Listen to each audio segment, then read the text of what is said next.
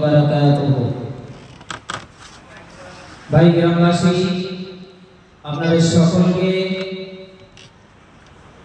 পাক মাহফিলে আসার জন্য অনুরোধ করা হচ্ছে। আমাদের প্রধান মেহমান, প্রধান অতিথি আমাদের মাঝে উপস্থিত হয়ে গেছে। এখনই উনি তশরিফ নিয়ে আসবেন। তো আপনাদের সকলকে, সমস্ত গ্রামবাসী, সামাজিক ভাইরা, দাদারা, সকলকে আবার দাওয়াত দিচ্ছি, আপনারা ঈদগাহ ময়দানে চলে আসেন। আউযু বিল্লাহি মিনাশ শাইতানির রাজীম।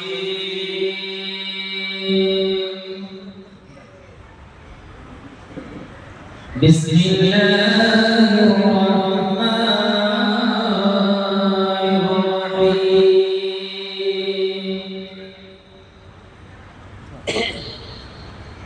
قل إن كنتم تحبون الله فاتبعوني يحببكم الله ويغفر لكم ذنوبكم والله غفور رحيم. ما كان محمد أبا أحد من رجالكم ولكن رسول الله وخاتم النبيين وكان الله بكل شيء عليما.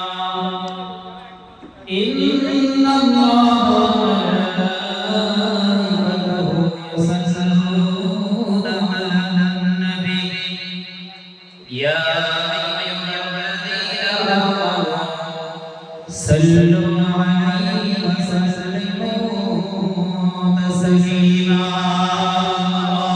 اللهم صل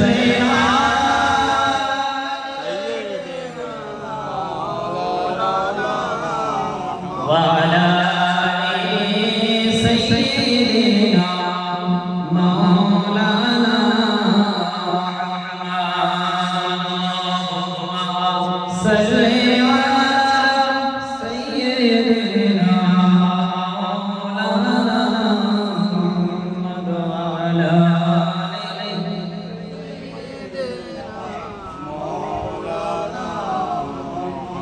محمد بشر ليس كالبشر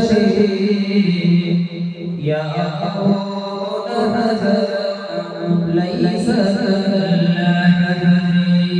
اللهم صل على سيدنا مولانا محمد وعلى آله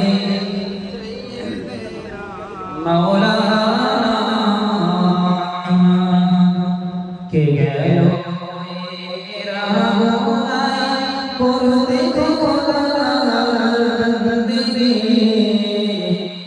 কে শোনাইল কোরআন মাজিদ করতে তিনি হলেন দয়াময় তাজে মদিনা তারি পরে পরে ওরে মুমিনা আল্লাহুম্মা সাল্লি আলা সাইয়্যিদিনা মাওলানা মুহাম্মদ ওয়া আলা আলি সাইয়্যিদিনা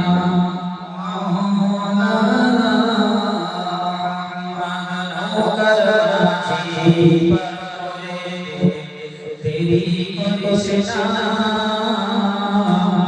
ज़ियारते जब आमी सनर मदीना फकीर আমার ডানা উনিয়া সাগর প্রাণীতা যেটা সোনা মদিনা। اللهم صل على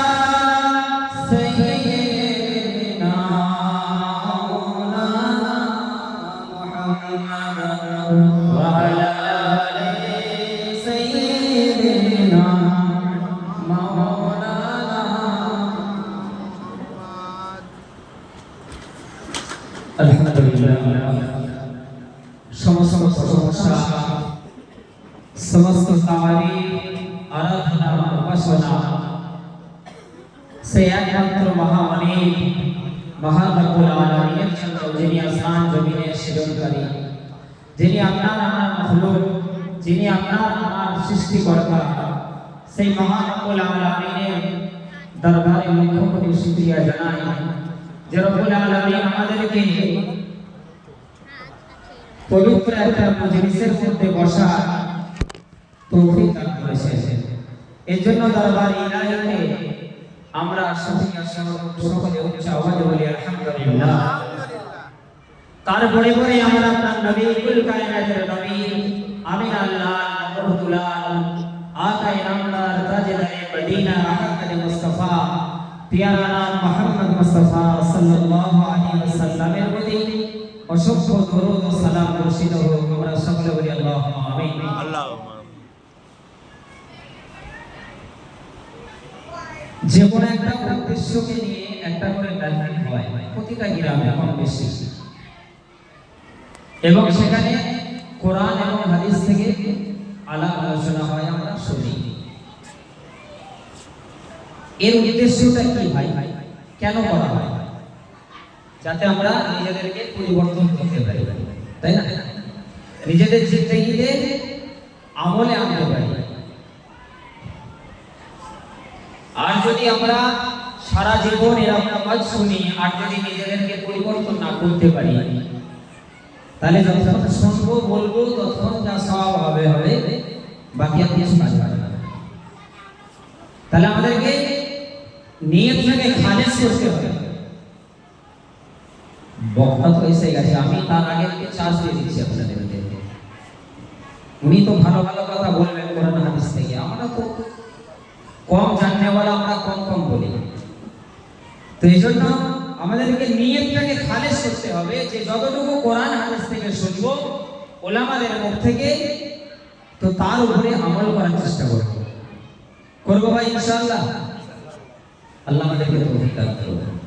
আমি কোরআনে পাকে একটা আয়াত তেলাওয়াত করেছি, যে আয়াতের মধ্যে আল্লাহ তাআলা বলছে, কুল, হে নবী আপনি বলুন, ইন কুনতুম তুহিব্বুনাল্লাহ, যদি আমি আল্লাহকে ভালোবাসতে চাও, যদি আমি আল্লাহর নৈকট্য লাভ পেতে চাও, যদি আমি আল্লাহর কাছে আসতে চাও, ফাত্তাবিউনি ইউহিব্বুকুমুল্লাহ, আমার নবীর নৈকট্য লাভ করে নাও। বলুন সুবহানাল্লাহ। আমার নবীর ইতাআতটা করে নাও, আমার নবীর ইতাআত করে নাও, আমার নবীকে অনুসরণ করে নাও। আমার নবী কেমন করে চলেছে, আমার নবী কেমন করে দুনিয়ায় উঠা বসা করেছে, কেমন করে তিনি ঘর সংসার করেছেন, কেমন করে তার আচার ব্যবহার করেছে, মানুষের সঙ্গে কেমন মুআমিলাত করেছে, একবার তার চরিত্রটা একবার দেখে নাও, এবং তাকে অনুসরণ করে আমি আল্লাহর দিকে চলে এসেছি। আল্লাহ কিন্তু ডাইরেক্ট বললেন না, আমাকে ভালোবাসতে গেলে, আমাকে পেতে গেলে নবীকে পেতে হবে, নবীকে অনুসরণ করতে হবে, নবীর আদর্শ আমার আদর্শ হতে হবে। তাহলে কি হবে? ইন কুনতুম তুহিব্বুনাল্লাহ ফাত্তাবিউনি ইউহিব্বুকুমুল্লাহ। আল্লাহ বলছে, আমার নবীকে যদি তোমরা ভালোবাসো, আমার নবীর আদর্শকে যদি তোমরা মেনে নাও, আমি আল্লাহ তোমাদেরকেও ভালোবাসবো। বলুন না সুবহানাল্লাহ। তাহলে আল্লাহ বান্দাকে ভালোবাসবে, শুধু ভালোই বাসবে না। আল্লাহ বলছে, আমি শুধু ভালোই বাসবো না, আমি কি করব? ফাত্তাবিউনি ইউহিব্বুকুমুল্লাহ ওয়া ইয়াগফির লাকুম যুনুবাকুম, এবং তোমাদের জীবনের গুনাহকে আমি আল্লাহ maaf করে দেব। বলুন না সুবহানাল্লাহ। আমাদের গুনাহ আছে না নেই ভাই? আমাদের গুনাহ কম বেশি। বনি আদম, আল্লাহ রাসূল সাল্লাল্লাহু আলাইহি ওয়াসাল্লাম হাদিস পাকের মধ্যে বলছেন যে, হে বনি আদম, তোমরা সকলেই পাপী,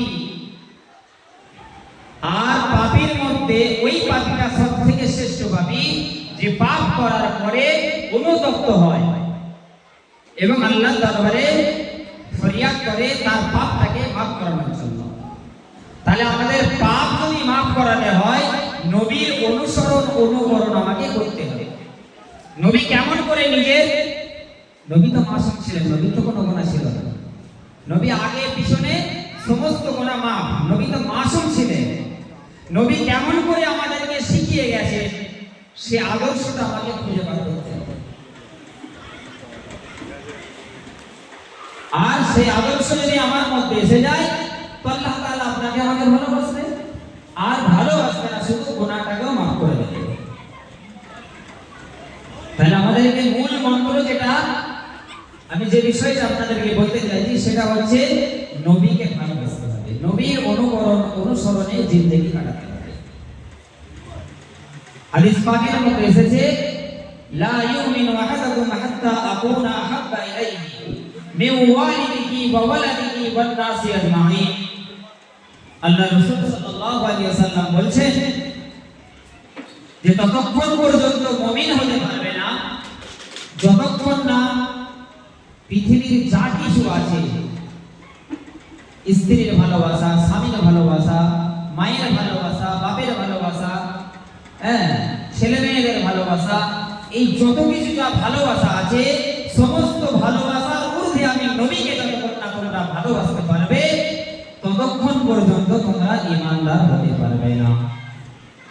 তাহলে নবীকে জানের থেকেও ভালোবাসতে হবে। যখন ওমর ফারুক রাদিয়াল্লাহু তাআলা আনহুর একটা কথা মনে পড়ে গেল, ওমর ফারুক রাসূলকে বলেছেন ইয়া রাসূলুল্লাহ ইয়া হাবিবাল্লাহ হুজুর আমি আপনাকে সবথেকে বেশি ভালোবাসি। বলুন সুবহানাল্লাহ। খলিফাতুল মুসলিমিন হযরত ওমর ফারুক রাদিয়াল্লাহু তাআলা আল্লাহর নবীকে বলছে ইয়া রাসূলুল্লাহ ইয়া হাবিবাল্লাহ হুজুর আমি আপনাকে বেশি ভালোবাসি, তবে আমি আমার জানের থেকে বেশি ভালোবাসতে পারি না। তখন আল্লাহ রাসূল বলল তুমি এখনো পাক্কা মুমিন হতে পারো না। কিছুক্ষণ পর ওমর ফারুক আল্লাহ রাসূলের দিকে তাকিয়ে নিজের অন্তরটাকে ছোট করে আল্লাহর দিকে রুজু হয়ে কিছুক্ষণ পরে ওমর ফারুক বললেন ইয়া রাসূলুল্লাহ ইয়া হাবিবাল্লাহ হুজুর এবার আমি ওমর বলছি যে আমি আমার জানের থেকেও আপনাকে বেশি ভালোবাসি। বলুন সুবহানাল্লাহ। তখন আল্লাহ রাসূল সাল্লাল্লাহু আলাইহি ওয়াসাল্লাম বললেন হে ওমর এতক্ষণে তোমার ঈমানটা পরিপূর্ণ হলো। বলুন সুবহানাল্লাহ। তাহলে আমার জানের থেকেও বেশি ভালোবাসতে হবে। তাহলে এখন জানের থেকে ভালোবাসবো কেমন করে? নবীর যে অপমান হচ্ছে দুনিয়া মান, নবীকে অপমান করছে না করছে না? কারণ বানাচ্ছে, বিভিন্ন রকম ব্লগার লিখছে, তার বিরুদ্ধে আমাকে গর্জে উঠতে হবে, তার বিরুদ্ধে দরকার হলে জিহাদ ঘোষণা করতে হবে। কেন? নবীর অপমান করা, যদি আমি ঈমানদার হয়ে থাকি আর আমার নবীকে অপমান করছে আমি যদি চুপ করে বসে থাকি তাহলে আমি ঈমানদার হতে পারবো না। তাহলে ঈমানদার হতে গেলে নবীর যদি অপমান আমি দেখতে পাই সেখানে আমার যদি বুকের রক্ত চলে যায়, তাজা রক্ত বিলিয়ে দিতে রাজি থাকতে হবে, তবেই জানের থেকে বেশি ভালোবাসা হবে। আর আল্লাহ রাসূল সাল্লাল্লাহু আলাইহি সাল্লামের কি উনি নিজে কি ভালোবাসলেন, উনার নিজের চোখের শীতলতা কি ছিলেন? as-সালাত। উনি নামাজকে পছন্দ করতেন। আল্লাহ রাসূল তিনটে জিনিস দুনিয়াতে ভালোবেসেছেন, একটা হলো বলছে নামাজে দাঁড়ালে আমার চোখটাকে শীতল করে দেয়, অন্তরটা বিগলিত হয়ে যায়, আল্লাহর দিকে চলে যায়। আর দ্বিতীয় হলো সুগন্ধি লাগাতে উনি ভালোবাসতেন। আর তৃতীয় হলো ওনার যে স্ত্রীরা আছে স্ত্রীদেরকে উনি ভালোবাসতেন। স্ত্রীদেরকে ভালোবাসা এটা সুন্নাত, অনেকে হয়তো জানেন না, অনেকে মনে করে স্ত্রীকে ভালোবাসা সুন্নাত। হ্যাঁ অবশ্যই, স্বামী স্ত্রীর ভালোবাসাটা আল্লাহর তরফ থেকে, আর স্বামী স্ত্রী বিচ্ছেদ হয়ে যাওয়া এটা শয়তান করিয়ে দেয়। তো স্বামী স্ত্রীর ভালোবাসাটা নবী সাল্লাল্লাহু আলাইহি ওয়াসাল্লামের সুন্নাত। প্রত্যেকটা নবী কিন্তু বিবাহিত, প্রত্যেকটা নবী কিন্তু দুনিয়ায় যত নবী এসেছে একমাত্র প্রতিটা নবীর বিবাহ হয়েছে। তাহলে প্রত্যেকটা নবীর সুন্নাত হচ্ছে বিবাহ, আর স্ত্রীকে ভালোবাসা এটাও কিন্তু সুন্নাত। তাহলে আমি এটা বলতে চাইছিলাম চোখের শীতলতা আমার নবীর কি, নবীকে কেমন ভালোবাসবো, সুগন্ধি আমরা ব্যবহার করি, আমার স্ত্রী আছে স্ত্রীকে আমি ভালোবাসি, সুন্নাত আদায় করি। আর নবীর যেটা সব থেকে যেটা দামি কথা আল্লাহ রাসূল সাল্লাল্লাহু আলাইহি ওয়াসাল্লাম বললেন যে নামাজে দাঁড়ালে আমার অন্তরটাকে শীতল করে দেয় আল্লাহ। তাহলে সেই নামাজের থেকে আমাদেরকে আসতে হবে না, হবে না? কথা বলেন আসতে হবে কি হবে না? আসসালাতু মিরাজুল মুমিনিন, নামাজ হচ্ছে মুমিনদের জন্য মেরাজ সময়। তাহলে আমাদের উচিত হবে যে আল্লাহর নবী যেটাকে আদেশ আমাদের জন্য করেছেন, মা আতাকুমুর রাসূলু ফাখুযুহু ওয়া মা নাহাকুম আনহু ফান্তাহু ওয়াত্তাকুল্লাহ ইন্নাল্লাহা শাদীদুল ইকাব। আল্লাহ রাসূল যেটা আদেশ আকারে তোমাদের জন্য দিয়েছে সেটাকে মেনে নাও, আর যেটাকে ছাড়তে বলেছে সেটাকে তওবা করে দাও। করো ভাই ইনশাআল্লাহ, আল্লাহ আমাদেরকে তওবা